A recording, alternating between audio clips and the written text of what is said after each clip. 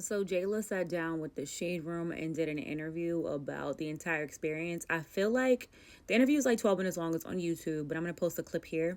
But I feel like a lot of like unanswered questions, like some of the like holes that were missing in the story, she did address. So it does give a little bit of clarity as to what happened. Like for instance, she said that the girl did was like calling several people after she did tell the girl like, listen, if you don't pay, I'm going to cut your hair out. And the girl was like, no, please don't cut my hair out.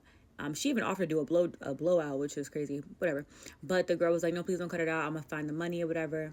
And she was like, yeah, she did send it to the wrong Cash App or whatever. And she was like, well, you can't leave here with that hairstyle if you don't pay me or whatever. The girl was like, can my mom pay you in 2 weeks? She was like, that's way too long. Like, your mom gonna have you're gonna need a whole new hairstyle in 2 weeks. Let me just cut it out.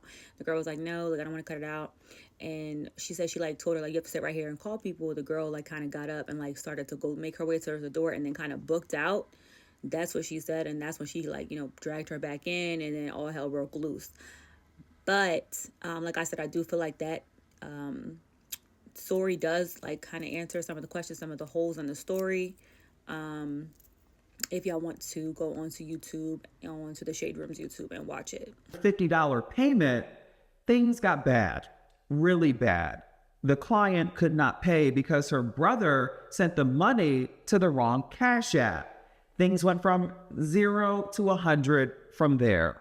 So he sent the screenshot and I'm like, that's not me. There was a serious problem brewing. Stylist Jayla Cunningham said that she gave her client some grace at first and gave her time to figure out how to scrape up the $150 she owed. I already had 25,000 followers before this, 70 on TikTok, and like everybody know my name is Jayla. I'm like, that's not me.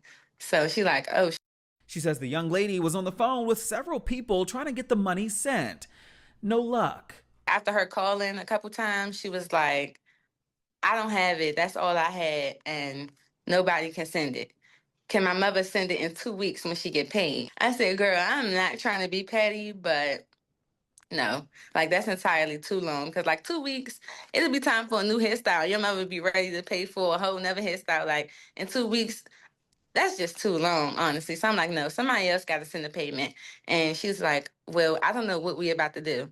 And I said, well, the only other thing I can offer is to take out your hair. Like, I'll give you a wash and blow dry, but like, if I can't get the payment, you can't have the service because that was on y'all end and not mine. She like, I do understand that, but I don't want my hair taken out. I like my hair. So I'm just about to get somebody to send it. I'm like, okay, cool. Then she walked away. She said she was about to call somebody. She walked out of my eyesight. And I'm like, girl, you got to stay right here.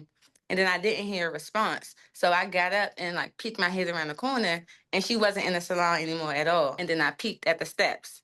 She was halfway up the steps. And mind you, it's nothing up the steps but the exit door. Like it's nowhere else to go but to leave. So she almost up the steps and then I started going up the steps. And right when she pushed her hand on the door, she broke running, like fast running. And that's where this video picks up. A video